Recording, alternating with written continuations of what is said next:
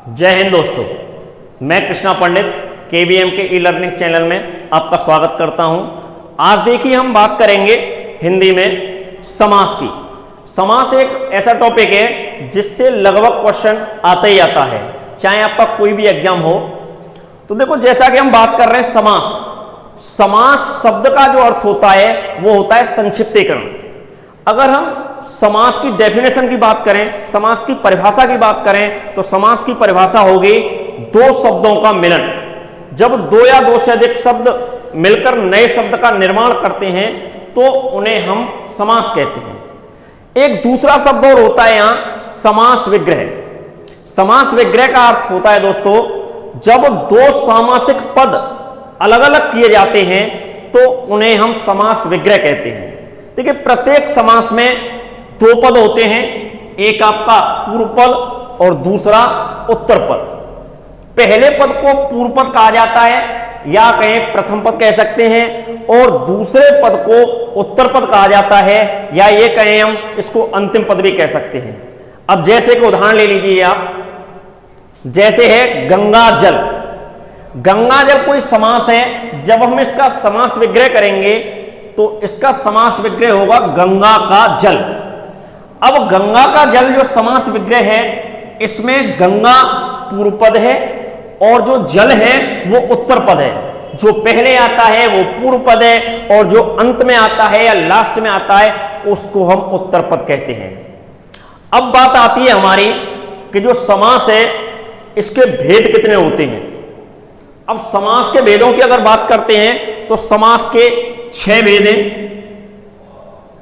जैसे कि पहला है आपका नंबर 1 अव्ययी भाव समास। अव्ययी भाव समास में क्या है दोस्तों कि इस समास में भी दो पद होते हैं। जो प्रथम पद होता है वो प्रधान होता है और अव्यय होता है। जैसा कि हम बात कर रहे हैं, अव्यय का मतलब होता है न खर्च होने वाला। एक और खासियत है समास की कि जो अव्ययी भाव समास है वो एक उपसर्गीय समास है। इसमें जो पूर्व पद है वो उपसर्ग का रोल अदा करता है।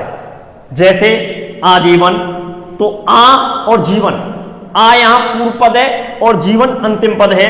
आजन्म, प्रतिकूल, प्रति यहां पूर्व पद है और कूल अंतिम पद है। यथाशक्ति, यथा पूर्व पद है और शक्ति अंतिम पद है। कानों कान, हाथों हाथ, तो ये आपके आजीवन अर्थ होता है। अगर इसका समास विग्रह करेंगे हम जीवन भर। आजन्म पूरे जीवन, प्रतिकूल विपरीत यानी यथाशक्ति शक्ति के अनुसार, कानों कान कान ही कान में, हाथों हाथ हाथ ही हाथ में। एक और बात दोस्तों कि यहां भी ये जो योजक चिन्ह आया है ये आपके द्वंद्व समास में भी आता है, लेकिन इन दोनों में थोड़ा सा अंतर है कि यहां जब भी ये योजक चिन्ह आएगा तो एक जैसे वर्ड आएंगे, राम राम, श्याम श्याम, कानों कान, हाथों हाथ, रातों रात। लेकिन यहां जब योजक चिन्ह आएगा तो वो एक दूसरे के विपरीत होगा। अब दूसरे समास की हम बात करते हैं तत्पुरुष समास। तत्पुरुष समास दोस्तों, जैसे कि हम कारक पढ़ते हैं, हिंदी में कारक 8 होते हैं, विभक्ति 7 होती हैं, और अगर संस्कृत की बात की जाए तो दोस्तों कारक 6 होते हैं। तो ये कारक संबंधी समास है। जैसे कर्ता ने, बीच में ने आ सकता है, के आ सकता है, का की रे आ सकता है, के लिए आ सकता है, से आ सकता है, में पर आ सकता है। समास विग्रह करने पर इस तरह के शब्द आ सकते हैं। जैसे ले लीजिए आप नंबर 2 तत्पुरुष समास। तुलसी कृत, तुलसी के द्वारा रचित। देशभक्त, देश का भक्त। राजपुत्र, राजा का पुत्र। पाठशाला, पाठ के लिए स्थान या पढ़ने का स्थान, उसको पाठशाला बोला जाता है। प्रयोगशाला, प्रयोग के लिए स्थान। पुरुषोत्तम, पुरुषों में उत्तम। रसगुल्ला, रस का गुल्ला। और दही बड़ा, दही में बड़ा। इस तरह यहां इन सारे शब्दों में कौन सा समास होता है? तत्पुरुष समास। अब नंबर 3 बात करते हैं हम कर्मधारय समास। कर्मधारय समास देखिए, यहां पूर्व पद और उत्तर पद में विशेषण विशेष्य का संबंध होता है। जैसे उपमेय उपमान होते हैं उसी तरह विशेषण विशेष्य का संबंध एक दूसरे में होता है, एक पद दूसरे पद की विशेषता बतलाता है। अलंकारिक समास है, जैसे लाल मिर्च, मिर्च कैसी है? लाल। तो यहां मिर्च की विशेषता बतलाई जा रही है कि मिर्च कैसी है? लाल। तो ये जो लाल है वो पूर्व पद है और मिर्च आपका उत्तर पद है। चंद्रमुख, मुख कैसा है? चंद्रमा। देखो, जो अगर सुंदरता की बात की जाए तो हम चंद्रमा से कहते हैं, चंद्रमा का वो करते हैं कि साहब मुख कैसा है? चंद्रमा। और अगर हम अपने ताकत या तेज का बखान करते हैं तो वो सूर्य के समान करते हैं। कमल नयन, नयन कैसे हैं? कमल के समान।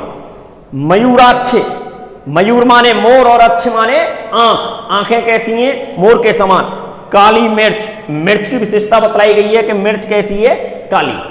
नीलकंठ और पीतांबर, यहां कंठ कैसा है? नीला, और पीतांबर पीला वस्त्र।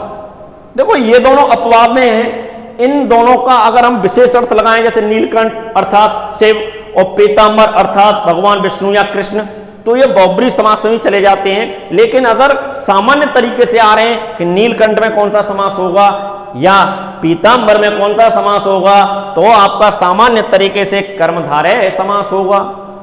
द्विक समास, द्विक समास में क्या है? यहां जो प्रथम पद होता है वो आपका संख्यावाचक विशेषण होता है और अंतिम पद या उत्तर पद संज्ञा होता है।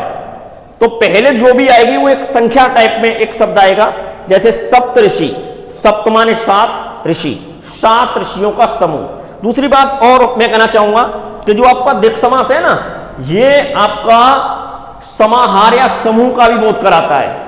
सप्तऋषि, सात ऋषियों का समूह। त्रिफला, तीन फलों का समूह। एक चूर्ण आता है जो घरों में बनता है, अर्र बहेर और हर्र, उनसे बना है त्रिफला।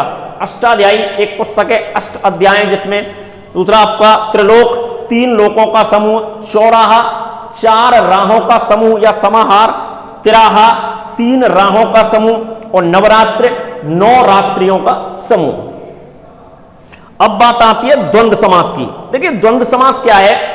द्वंद्व समास के दोनों पद प्रधान है, और जब द्वंद्व समास का समास विग्रह किया जाता है तो बीच में और, तथा, एवं, या, अथवा ऐसे शब्द बीच में लगाए जा सकते हैं। जैसे सीताराम, अगर हम इस सीताराम का समास विग्रह करेंगे तो सीता और राम, सीता एवं राम, सीता अथवा राम, सीता या राम। रात दिन, रात और दिन, रात तथा दिन। देवासुर, देव और असुर, देव या असुर। आकाश पाताल, आकाश और पाताल, आकाश एवं पाताल, आकाश अथवा पाताल। राजा और रंक, राजा या रंक। तो राजा रंक जो समास है, इसका समास विग्रह जब हम करेंगे तो राजा और रंक, राजा तथा रंक ऐसे शब्दों को हम बीच में जोड़ सकते हैं। दूसरे शब्दों में मैं कहना चाहूंगा कि जो आपका द्वंद्व समास है ना, द्वंद्व समास में पूर्व पद और उत्तर पद एक दूसरे के विपरीत अर्थ वाले होते हैं। अधिकतर दोनों का जो अर्थ आएगा वो अधिकतर विपरीत आता है। नंबर 6 लास्ट समास है आपका बहुब्री समास। बहुब्री समास क्या है दोस्तों? इसमें भी 2 पद होते हैं, पूर्व पद और उत्तर पद, लेकिन इसमें अन्य पद की प्रधानता होती है। यानी जो अर्थ निकल के आएगा वो अन्य तीसरा पद ही अर्थ निकल के आता है। जैसे कि दशानन, अगर हम दशानन का समास विग्रह करेंगे तो 10 है आनंद जिसके, अर्थात दशानन रावण को कहते हैं, अर्थात रावण। महावीर, महान है जो वीर, अर्थात हनुमान जी। चक्रपाण, चक्र को धारण करने वाले कौन है? भगवान विष्णु। लंबोदर, लंबा है उदर जिनका या मोटे पेट वाले, अर्थात गणेश जी। मक्खी चूस, महाकंजूस, जो मक्खी को भी चूस के खा जाए उसको बोला गया है, तो मक्खी चूस का अर्थ है महाकंजूस। खगेश, खगों का ईश है जो, खग माने देखो पक्षी होते हैं और ईश माने भगवान। अगर हम इसका संधि विच्छेद करें तो खग माने पक्षी और ईश माने भगवान, और खगेश कहा गया है गरुड़ को। चक्रधर, चक्र को धारण करने वाला, अर्थात भगवान विष्णु या भगवान कृष्ण। तो इस तरह से ये आपकी जो समास वाली चैप्टर है वो आपका क्लोज होता है। और अगर कहीं भी किसी भी प्रकार की अगर समास में आपको दिक्कत आती है तो आप हमसे संपर्क कर सकते हैं। जय हिंद, जय भारत।